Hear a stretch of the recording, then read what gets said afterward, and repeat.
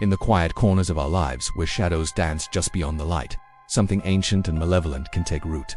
For Sarah, it began subtly, a fleeting chill in the summer air, a whisper that seemed to ride the edge of the wind. She dismissed it as fatigue, the strain of long days and lonely nights, but the whispers grew, coalescing from the silence into coherent, sinister words. They promised power, release, and end to her solitude.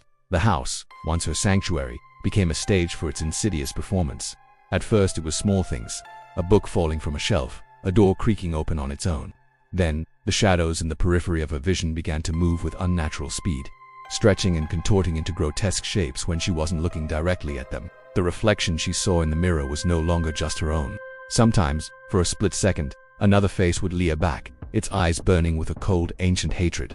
Then, the first crack appeared on the glass, a spiderweb of fracture spreading from the distorted image of her own eye. Her friends noticed the change. Her laughter, once bright and easy, became brittle. Her eyes, once warm and inviting, held a new, unsettling depth. They were darker, almost black in certain lights, reflecting a void that seemed to swallow all warmth. "Are you okay, Sarah?" they'd ask, their voices laced with a concern that was slowly curdling into fear. She'd just smile, a thin, tight-lipped expression that didn't reach her eyes, and say she was just tired. But the truth was, she wasn't tired, she was terrified. The nights were the worst. Sleep offered no escape, only a descent into nightmares so vivid they felt more real than waking life.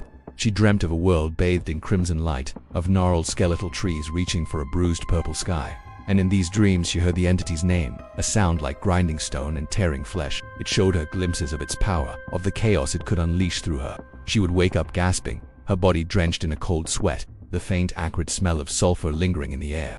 One evening while getting ready for bed, a searing pain shot through her arm. She cried out, dropping her hairbrush with a clatter. On her skin, just below her shoulder, a symbol was glowing with a faint, sickly red light. It was a complex, jagged sigil, something torn from a forgotten grimoire. As she stared at it in horror, the lights in her bathroom flickered violently, and a low growl echoed from the hallway. The symbol pulsed in time with her frantic heartbeat, a brand marking her as its property. It was no longer just in her head, it was in her skin, in her blood. The haunting escalated, becoming brazenly violent. Objects didn't just move. They flew across the room, hurled by an unseen, furious force. The whispers were no longer whispers. There were roars that shook the very foundations of the house. In moments of intense activity, Sarah would feel a pressure building inside her skull, an alien consciousness pushing against her own, trying to seize control of her limbs, her voice.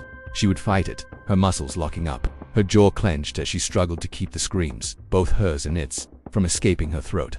One rainy night, the storm outside mirrored the tempest within her. The demon's assault was relentless. The television blared static, flashing images of screaming faces. The windows rattled as if they would shatter. In the living room, surrounded by the maelstrom, Sarah collapsed. The room fell silent. The rain stopped.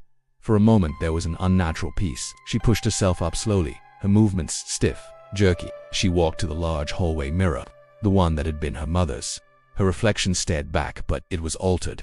Her skin was pale, almost translucent, veins standing out like a dark web beneath the surface. Her eyes were completely black, two bottomless pits of pure malevolence. She raised a hand, and her reflection did the same, but the fingers were too long, the nails sharpened to points. A slow, cruel smile stretched her lips, a smile that was not her own.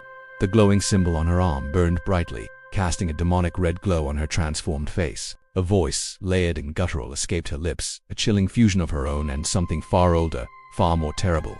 "She's gone," it rasped. The transformation was complete. The struggle was over. The evil within her was finally free. What happens when the person you know is just a vessel for something else? And what do you do when it finally looks back at you? The true horror isn't just seeing the monster. It's knowing who it used to be.